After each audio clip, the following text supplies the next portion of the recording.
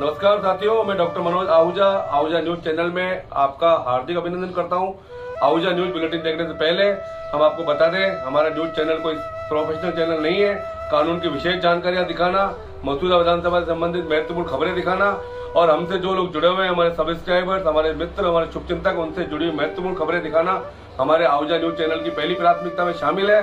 आप भी हमारे आहूजा न्यूज चैनल के सदस्य बने। अगर आपने हमारे चैनल को सब्सक्राइब नहीं किया है तो सब्सक्राइब करें। तो आइए देखते हैं आज की विशेष खबरें आहूजा न्यूज चैनल बुलेटिन। भारतीय आपराधिक कानून के तहत प्रक्रियात्मक आवश्यकताओं को रेखांकित करने वाले एक महत्वपूर्ण फैसले में न्यायमूर्ति मंजीव शुक्ला के नेतृत्व में इलाहाबाद हाईकोर्ट ने 2019 के केस नंबर 141 में अंतरिम भरण पोषण आदेश पर रोक लगाने का आदेश दिया।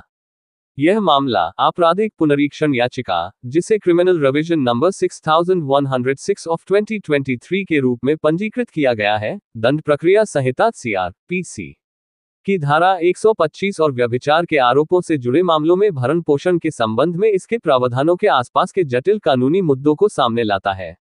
यह मामला याचिकाकर्ता और विपक्षी पक्ष संख्या 2 के बीच भरण पोषण को लेकर विवाद से संबंधित है।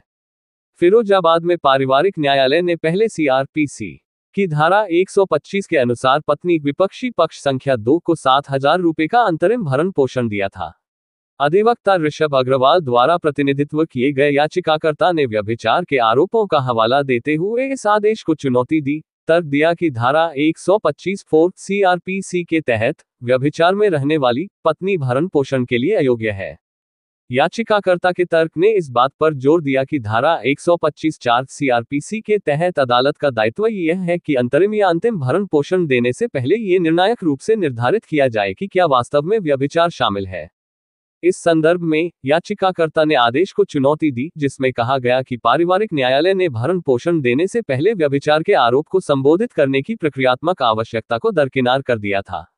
शामिल कानूनी मुद्दे। पहला पॉइंट, धारा 125 CRPC के तहत भरण पोषण और व्यभिचार का अधिकार। CRPC की धारा 125 पत्नियों, बच्चों और माता पिता को भरण पोषण के लिए एक रूपरेखा प्रदान करती है जो खुद का भरण पोषण करने में असमर्थ है। धारा 125(4) विशेष रूप से एक पत्नी के भरण पोषण के अधिकार को प्रतिबंधित करती है यदि वह व्यभिचार में रह रही है। इससे ये कानूनी सवाल उठता है कि क्या व्यभिचार के आरोपों की प्रारंभिक जांच के बिना अंतरिम भरण पोषण आदेश दिया जा सकता है। दूसरा पॉइंट, न्यायालयों के लिए प्रक्रियात्मक अधिदेश निर्णय ने धारा 125(4) के तहत प्रक्रियात्मक आवश्यकता की ओर ध्यान आकर्षित किया, जिसके अनुसार भरण पोषण पर निर्णय देने से पहले न्यायालयों को व्यभिचार जैसे आरोपों का पता लगाना अनिवार्य है। न्यायमूर्ति शुक्ला ने कहा कि अंतरिम राहत देने से पहले इस मुद्दे पर स्पष्ट निष्कर्ष निकालना महत्वपूर्ण है। तीसरा पॉइंट, अंतरिम भरण पोषण आदेशों में न्यायिक निरीक्षण। याचिकाकर्ता के वकील ऋषभ अग्रवाल ने तर्क दिया कि व्यभिचार के आरोप को संबोधित करने में पारिवारिक न्यायालय की विफलता ने कानून द्वारा अपेक्षित प्रक्रियात्मक निष्पक्षता का उल्लंघन किया है। ये न्यायिक प्रक्रियाओं में उचित परिश्रम के महत्व पर जोर देता है, जहां नैतिक और वैवाहिक दायित्वों के दावों का मूल्यांकन किया जाता है। न्यायालय द्वारा मुख्य अवलोकन। प्रक्रियात्मक पालन के महत्व को पहचानते हुए इलाहाबाद हाईकोर्ट ने अपने अंतरिम आदेश में महत्वपूर्ण अवलोकन किए। न्यायमूर्ति शुक्ला ने कहा, जब पत्नी के खिलाफ व्यभिचार का स्पष्ट आरोप लगाया जाता है, तो धारा 125 CRPC के तहत मामले से निपटने वाली संबंधित अदालत को व्यभिचार के मुद्दे पर फैसला करना होता है और यहां तक कि अंतरिम भरण पोषण भी उस मुद्दे पर निष्कर्ष दर्ज करने के बाद ही दिया जा सकता है। अदालत ने इस बात पर जोर दिया कि इस प्रक्रिया की अनदेखी करना धारा 125(4) के पीछे विधायी मंशा का उल्लंघन करता है, जिसका उद्देश्य ये सुनिश्चित करना है कि ऐसी परिस्थितियों में भरण पोषण न दिया जाए जहां पत्नी का अधिकार कानूनी रूप से वर्जित हो। इसलिए पारिवारिक न्यायालय के 13 अप्रैल 2023 के आदेश, जिसमें विपक्षी पक्ष संख्या 2 को 7,000 रुपए का अंतरिम भरण पोषण दिया गया था, पर हाईकोर्ट ने रोक लगा दी। अदालत ने इस बात पर जोर दिया कि इस प्रक्रिया की अनदेखी करना धारा 125(4) के पीछे विधायी मंशा का उल्लंघन करता है, जिसका उद्देश्य ये सुनिश्चित करना है कि ऐसी परिस्थितियों में भरण पोषण न दिया जाए जहां पत्नी का अधिकार कानूनी रूप से वर्जित हो। इस फैसले के साथ इलाहाबाद हाईकोर्ट ने विपक्षी पक्ष संख्या 2 को नोटिस जारी किया है, जिसमें उसे जवाबी हलफनामा दाखिल करने के लिए 3 सप्ताह की अवधि दी गई है। इसके बाद याचिकाकर्ता के पास जवाब देने के लिए 1 सप्ताह का समय होगा। इस मामले पर 25 नवंबर 2024 को पुनर्विचार किया जाना है। इस बीच अदालत ने स्पष्ट किया कि अंतरिम भरण पोषण आदेश पर यह रोक पारिवारिक न्यायालय को धारा 125 सीआरपीसी के तहत भरण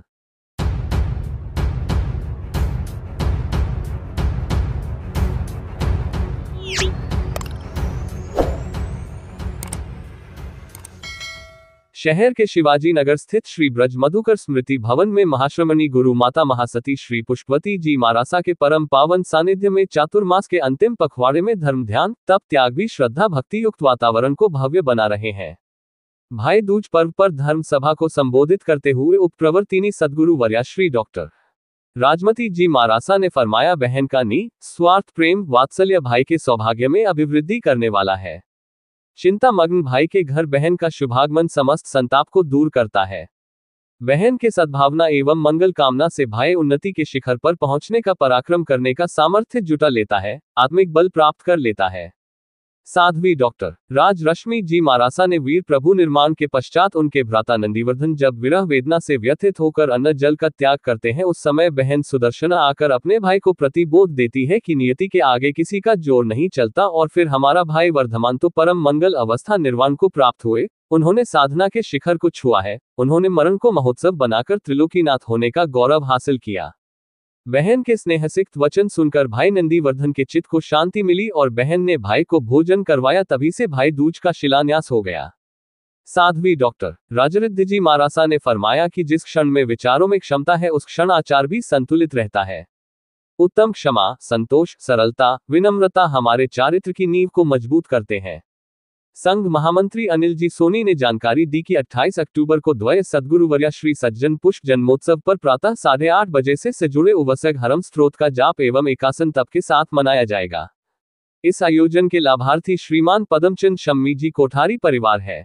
इसी क्रम में 29 अक्टूबर को दोपहर 2 बजे से ज्ञान पंचमी के उपलक्ष्य में 5 वर्ष से 20 साल तक के बच्चों के लिए सरस्वती आराधना एवं जाप होगा।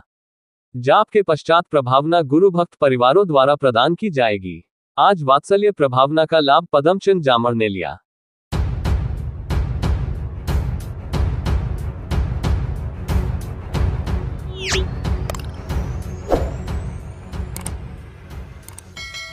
केकड़ी लायंस क्लब केकड़ी के सदस्यों द्वारा श्रीमती सूरज देवी विजयवर्गीय पत्नी स्वर्गीय श्री रमेश चंद जी विजयवर्गीय पाराशर मोहल्ला पुरानी केकड़ी से संपर्क करने पर स्वामी जी अंतर्राष्ट्रीय संत श्री श्री रामदयाल जी महाराज की प्रेरणा से पुत्र कपिल विजयवर्गीय पुत्रवधू श्रीमती प्रीति विजयवर्गीय एवं प्रेरक रामबाबू सांगरिया के समक्ष खुशी खुशी से मृत्यु उपरांत देहदान करने का संकल्प पत्र भर कर दिया। प्रांतीय सभापति एवं क्लब प्रशासक लान एस एन्याती, क्लब अध्यक्ष राकेश जैन, निदेशक doctor Brijesh Gupta, Jagdish Fatehpuria, service chairperson Purushottam Garg, कोषाध्यक्ष विनय पांड्या, क्षेत्रीय अध्यक्ष लॉयल मुरारी गर्ग, लान निरंजन तोशनीवाल ने श्रीमती सूरज देवी जी विजयवर्गीय को देह दान करने पर शाल ओढ़ाकर स्मृति चिन्ह प्रदान कर पौत्री कनिष्का, पौत्री मानवी, पौत्र आरुष की उपस्थिति में अंतर्राष्ट्रीय संत रामदयाल जी महाराज के जयकारे पर संकल्प पत्र संपन्न हुआ।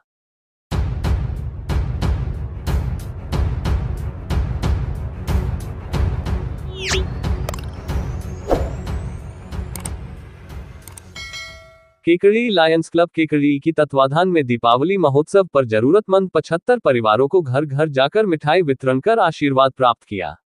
प्रांतीय सभापति लान एस एन्याती ने बताया कि नगर परिषद की समीप चौपाटी पर झोपड़पट्टी वाले परिवारों को रामनगर में, झोपड़पट्टी में रहने वाले परिवारों को कंजर बस्ती में रहने वाले परिवारों को घर घर जाकर दीपोत्सव महोत्सव पर मिठाई वितरण कर सभी परिवारजनों का आशीर्वाद प्राप्त किया।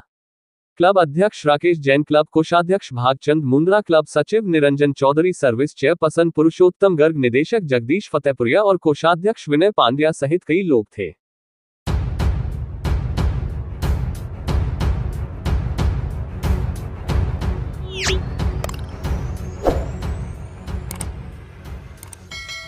राजस्थान दर्शन शैक्षिकी एवं सांस्कृतिक यात्रा के तहत निकटवर्ती गांव मंडा के राजकीय उच्च प्राथमिक विद्यालय के 4 विद्यार्थियों सहित जिले भर के 24 होनहार विद्यार्थियों का दल रविवार को जिला शिक्षा अधिकारी मुख्यालय प्रारंभिक शिक्षा कार्यालय अजमेर से राजस्थान भ्रमण के लिए रवाना हुआ।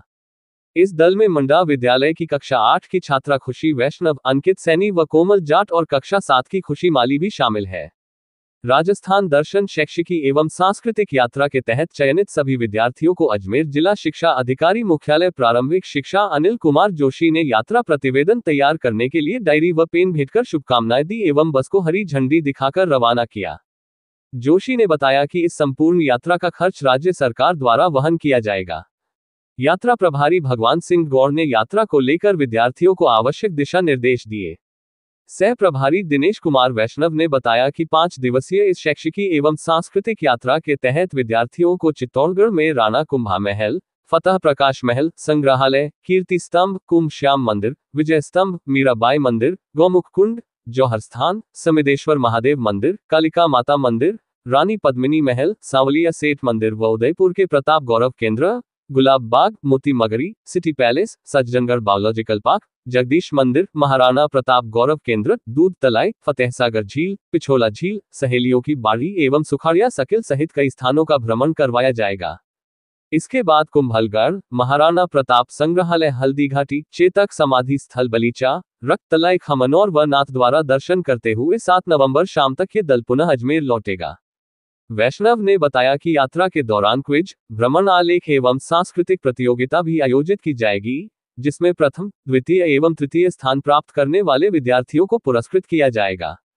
इस अवसर पर सह प्रभारी जोरावर सिंह, सुनीता चौधरी और तरुण पांचाल भी उपस्थित रहे।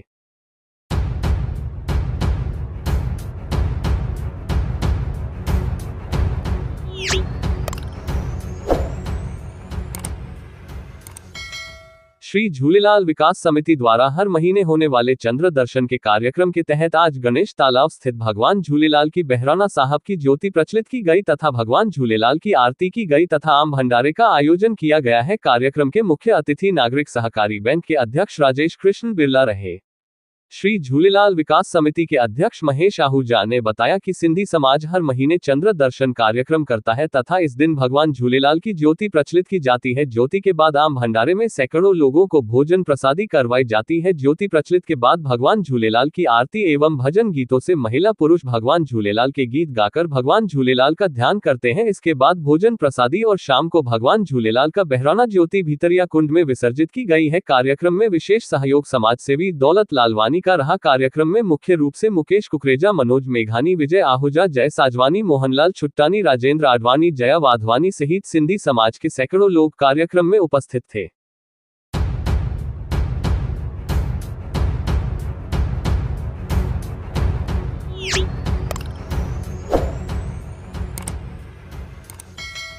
केकड़ी में दीपावली के राम के दिन खेली जाने वाली अंगारों की दिवाली पुलिस प्रशासन की तमाम कोशिशों के बावजूद नहीं रुकी।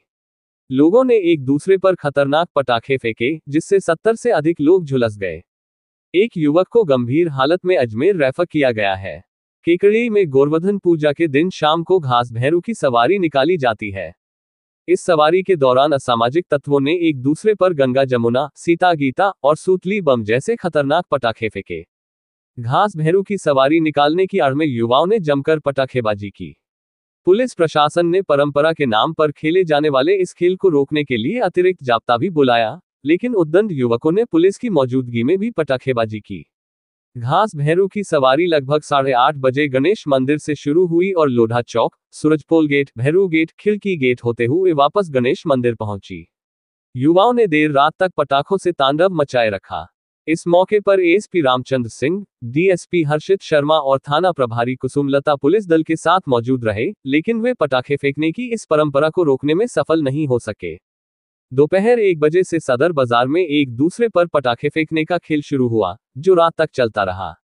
इस दौरान युवाओं ने पुलिस की मौजूदगी में भी जमकर पटाखे फेंके, जबकि पुलिस मूक दर्शक बनी रही।